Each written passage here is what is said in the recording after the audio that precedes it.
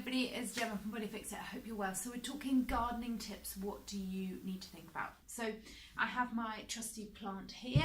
It's not heavy, but it really doesn't matter because it's thinking about if you're going to be gardening, so you're going to be spending a day gardening, what do you need to do so that you have less back pain, less neck and shoulder aches and pains at the end of the day. So I've got a plant here.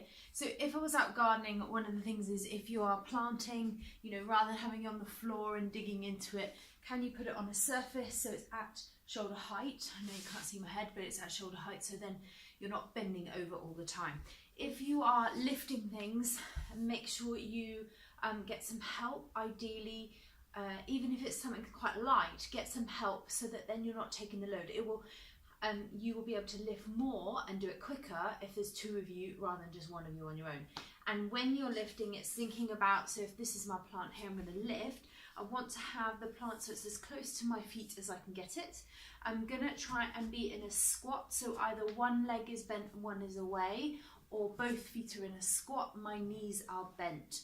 My back is nice and straight, so if I'm here, I'm not sort of bending either at the waist, so I'm here and then going to pick it up, which means that my back does it all. Or I'm not here and arching into the back. My back is nice and straight. Tummy muscles are drawn in, so they're supporting me. And I'm just going to bend from the knees. My upper body stays still, and then I come up to standing. So if I was face on this way, I'm bent in the knees, back is straight, tummy muscles drawn in, and I'm lifting up and bringing that weight into my side. Also just think elbows coming to your side so you've got that weight really close to you so that it is supported and you have less back pain.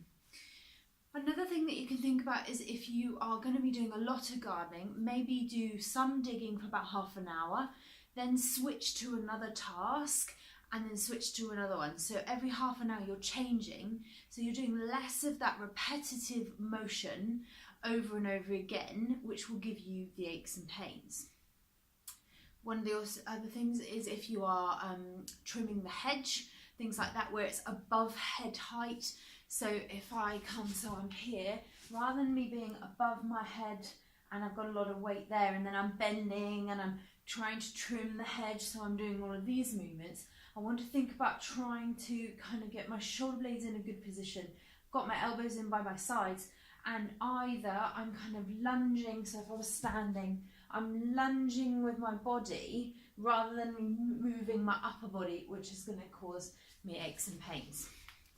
Also, last thing if you're going to be doing your gardening is thinking about if you are gardening, make sure you do a really good warm-up, so get the blood pumping around your body before you start, and afterwards do some stretches. Treat it like if you were going to the gym or to run or do a really long walk, you would stretch afterwards.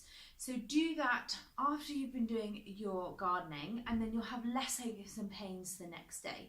You might even want to have a warm bath with some Epsom salt, something like that, to ease the tension, so that the next day you feel a little bit better and have less aches and pains in that lower back.